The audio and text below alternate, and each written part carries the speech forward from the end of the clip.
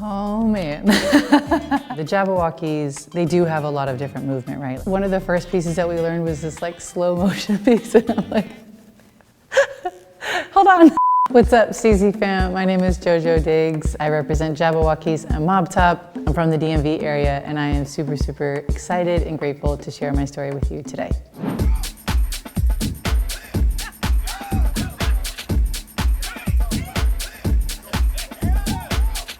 Technically, my very first exposure to dance was from my brother, so shout out to him. He introduced the Kid and Play to me from this really, really famous movie called House Party.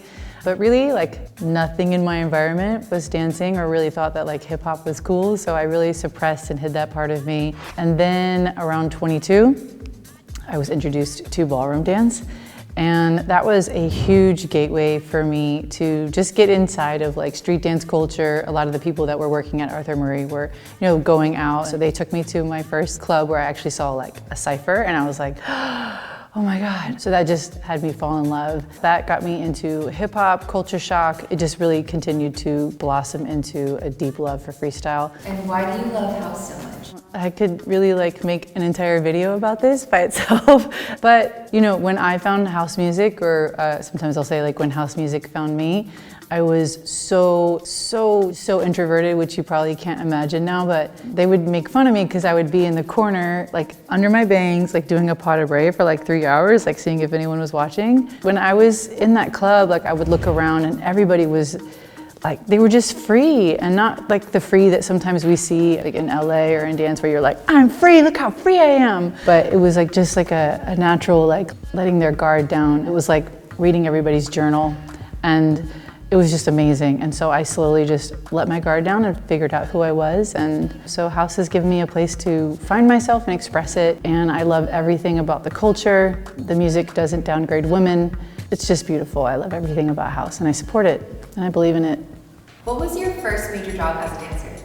So I had just moved to LA and Tony Zara got me this workshop. So the woman that was facilitating that workshop, she was like, wow, you're amazing. I want to bring you to Spain for 3 months. And I'm like, yeah, okay, sure. Sure enough, a couple months later, I'm like sleeping on my floor in my tiny little apartment and I get an email and it's like, yeah, so I want to bring you to Spain for a few months. And I just was like bawling. That was the first time where I was really like, this could actually happen. I was like, okay, if I post up all these videos of me teaching in all these different places, then people are gonna be like, wow, she's going everywhere, I want her too. And that's what I did. I would like put up like Jojo Diggs, London, Jojo Diggs, Madrid, and it worked. When I got back from that job, like people started just booking me to travel like crazy. And so that was a huge turning point for me. What's the most unexpected way that you've booked a job?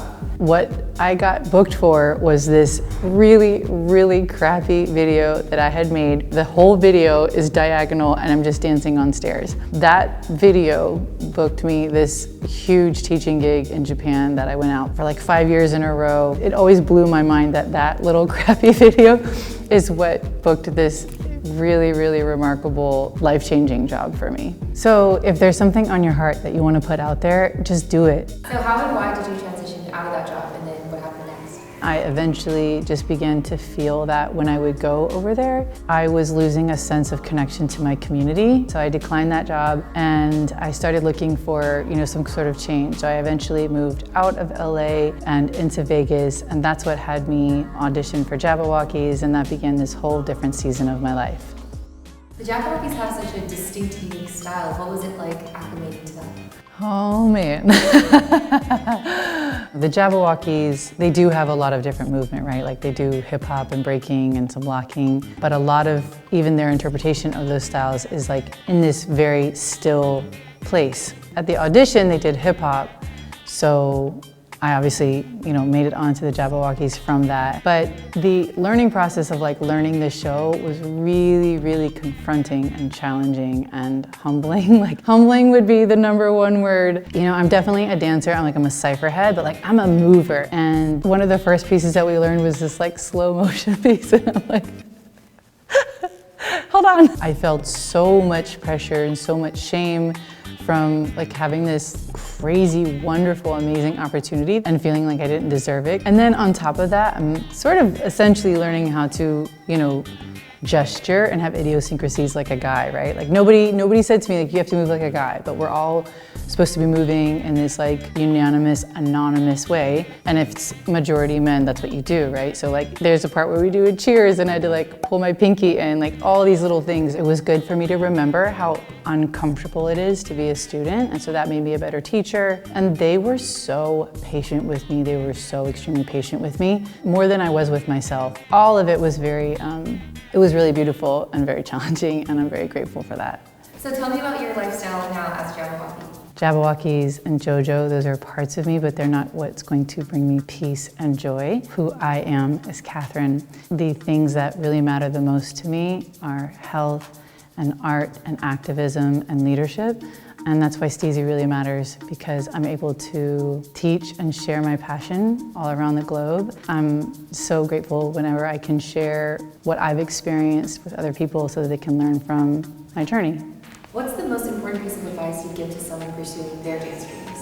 First and foremost, I think every step of the way, it's about questioning and discovering who you truly are. I would just encourage everyone to constantly really fully seek that out. When you really fully believe in who you are and what you stand for, people will shift to that and they learn from that rather than you always shifting to those things. So I think that's super, super important. Secondly, and I kind of touched on it before, like people really want honesty more than perfection.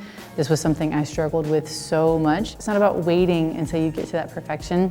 Just accept and love where you are in this moment and then share that. That's really what freestyling is, right? It's like public vulnerability. So I'm just honoring yourself every step of the way. Lastly, just follow your heart and never give up. As I said, House has done so much for me, so I'm super grateful to be able to share it with you all. So please, please, please, please sign up for my classes. I hope that you enjoy them. If there's anything that you ever have questions on, feel free to hit me up. And you can find me on Instagram. That's really where I'm most active, at Jojo Diggs, just like that. And yeah, I think that's it. Thank you so much for watching. Peace.